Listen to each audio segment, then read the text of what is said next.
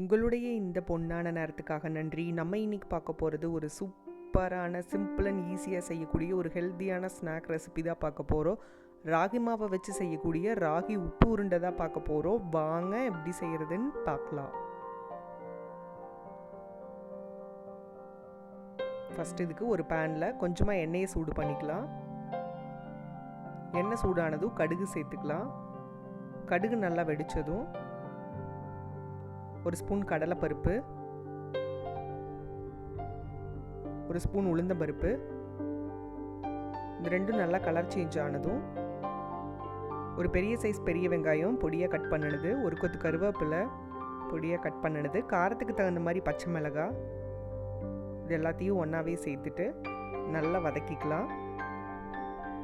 வெங்காயம் நல்லா வதங்கினதும் 1/4 கப் வெள்ளை ரவை சேர்த்துக்கலாம்.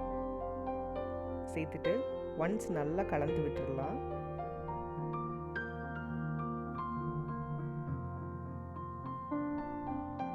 ஒரு கப் ராகி மாவு,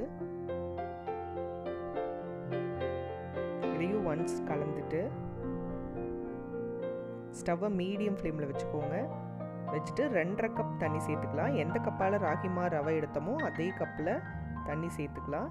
அடுத்து தேவையான அளவு உப்பு சேர்த்துட்டு ஒன்ஸ் நல்லா கலந்து விட்டுட்டு அதுக்கப்புறமா ஹை ஃப்ளேமில் வச்சு நல்லா கலந்துட்டே இருங்க.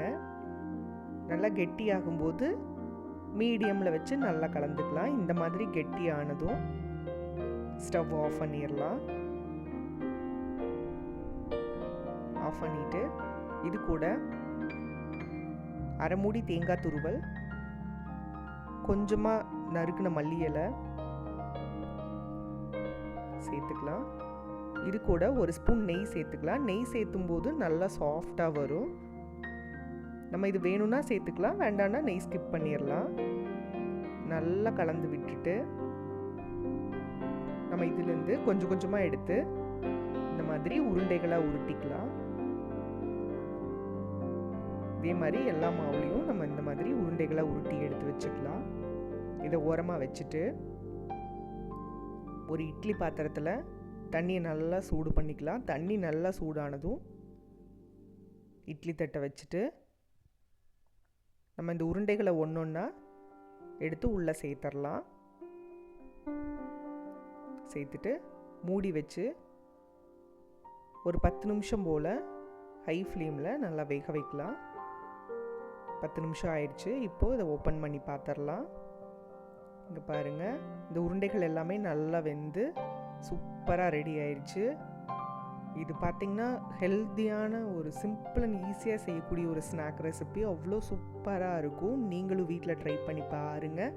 அறுசுவைகளும் சங்கமிக்கட்டும். அனைவரது இல்லங்களிலும்